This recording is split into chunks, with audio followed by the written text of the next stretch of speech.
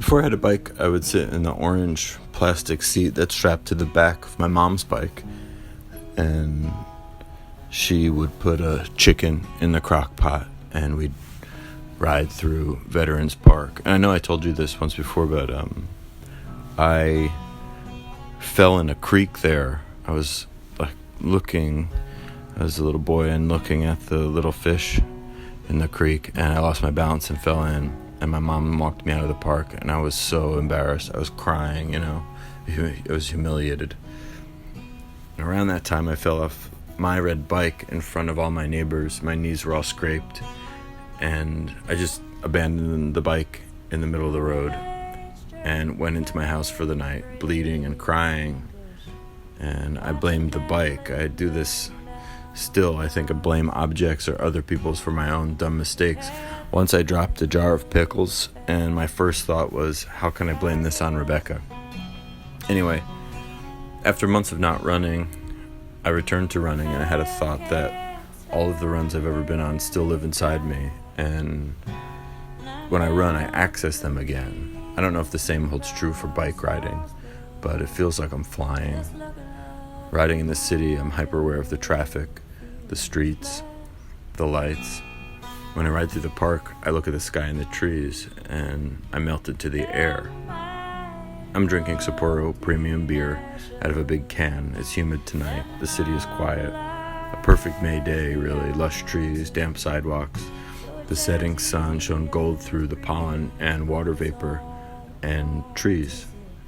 Leonardo da Vinci, you know him, said that he didn't only want to paint light on objects, but also the air it passes through. And I know this because I used to work in museums.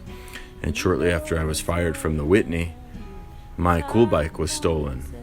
But it allowed me to get my favorite bike, my golden bike, which I've had for 11 years. I think spring works like running, in that every time it's spring, it reminds you of all the other springs that you've been through, and it awakens that inside of you. And this is why spring is sad, because the world is new again, and you are still you. A great writer, Linda Barry, whose work I was introduced to by the great Jody Lennon. I'm really name dropping a lot right now.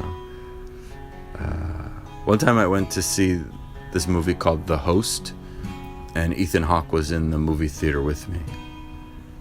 I was at the Sunshine Cinemas on Houston, which I think is closed down now. Anyway, Linda Barry said that we could tell our whole life story just with objects, like your whole life in bikes or shoes or mothers.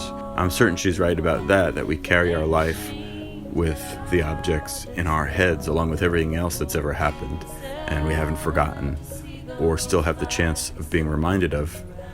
That's the hope, I guess, right? That we can still be reminded of something that we thought maybe was gone forever. One bike I think about them all. Obviously, if I could draw and paint all of these, I could tell you a story about each one, and I will if you find me and remember to ask. But my dad gave me my first 10-speed. It was a black Schwinn. He gave it to me on one of the weekends we were together, and he must have carried it for a while because the handles, which were covered with foam grip, smelled like his aftershave or cologne. I never used that bike much because I didn't understand how to shift gears. But the handles always smelled like him. And years later, after he died, if I wanted to think about him, I would go to the garage and lean over and smell the handles. What's the point? There's no point. I met an artist once, and someone asked him, what's the point? And he said, to pass the time. That was Martin Creed, was the artist. Anyway, on the night I sat in the movies, behind Ethan Hawke, before the movie, I went to the Key Foods on Avenue A to get candy, and I met David Cross. He was buying pork chops, and I bought Reese's Pieces.